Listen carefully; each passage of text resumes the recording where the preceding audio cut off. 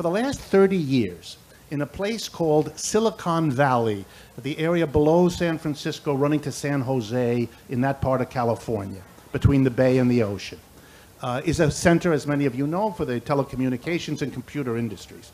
Every year there, hundreds of engineers quit their jobs. They work with places like Cisco and IBM and Apple and all those kinds of big corporations. They quit. And here's what they say. I hate my job. I hate going there in my tie and my jacket and my formal outfit. I hate being told by some asshole executive what I'm supposed to do. I'm not productive. I can't explore. I hate my job. I go there because I get a lot of money, but I hate my job. These people, in large numbers, quit every year. And here's what they do. They walk away and they collect with a few of their friends, 20, 30, 40, their little laptops, and they go to somebody's garage who has a garage, and they line up their laptops, and here's what they say. We're going to come to work in whatever we feel like. Hawaiian shirts and Bermuda shorts.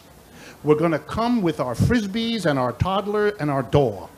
We're going to come in various states of, how should I put this, highness. And we're going to have a wonderful time. And we're going to enjoy what we do. And we're going to love to come to work. And guess what? The statistics show they are more productive than the counterparts who stayed behind in the top-down hierarchical capitalist enterprises. And they say so themselves. We are more productive. We are freer here.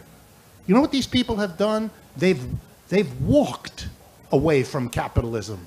They've walked away from a capitalist enterprise, and they've created a non-capitalist enterprise, an enterprise run by the workers themselves. They have strict rules. We're all equal here. No boss, no underling. We work 4 days a week. That's where I got the example I gave you earlier. And on the 5th day, we get together and make all the decisions.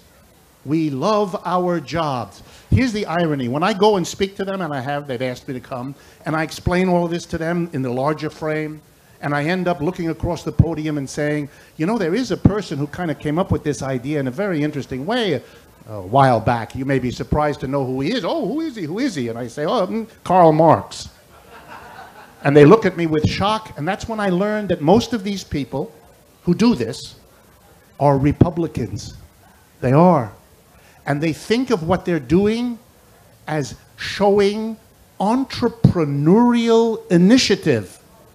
And I remember the first time I heard that saying, look, it's fine with me. You want to call it a purple banana? I don't care. But this is what you're doing. You're changing the economic system. Those are very successful companies.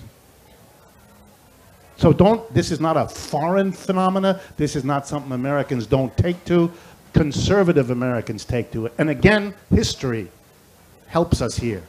Did the people who broke away from feudalism, who were serfs who ran away into the woods, when they set up employer-employee relationships, did they say, hey, we're starting capitalism? They had no idea of such a word. They were making do in a new way that made sense to them, that they preferred to the feudalism that they had before. Later on, it got the name. Those people in California, they walk away from capitalism, but they need someone like me to come and say, hey, that's what you just did. It's doable. It's now a question of whether we make it happen or not.